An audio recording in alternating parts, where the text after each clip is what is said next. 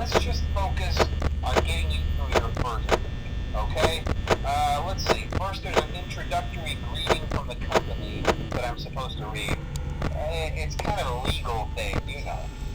Welcome to Freddy Fazbear's Pizza, a magical place for kids and grown-ups alike, where fantasy and fun come to life.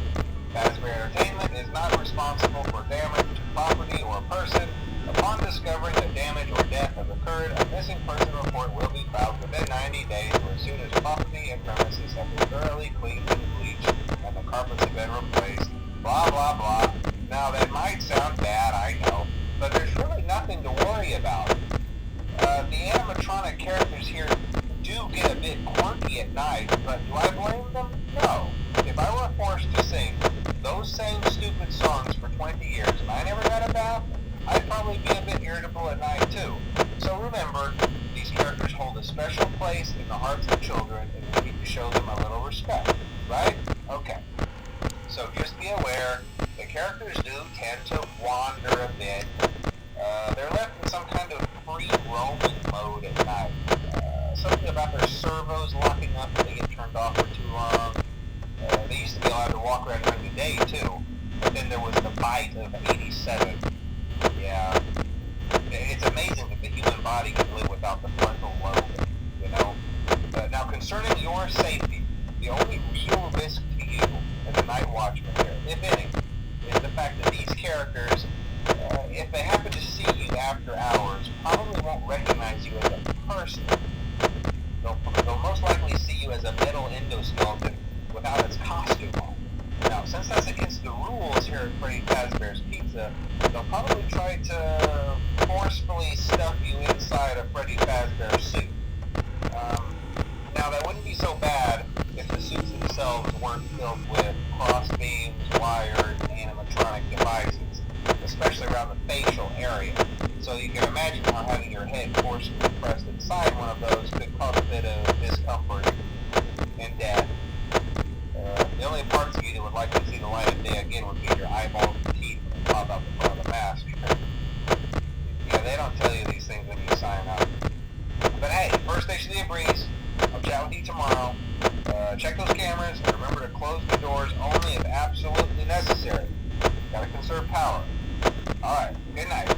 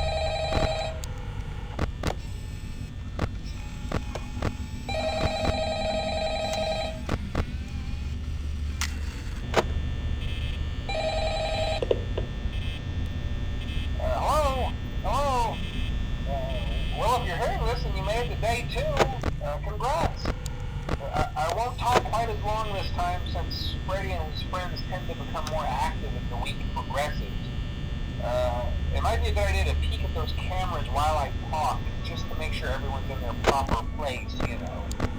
Interestingly enough, Freddy himself doesn't come off stage very often.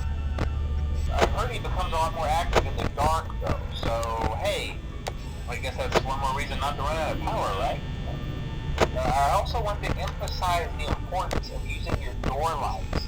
There are blind spots in your camera view, and those blind spots happen to be right outside your doors. So if you can't find something or someone on your cameras, be sure to check the door light.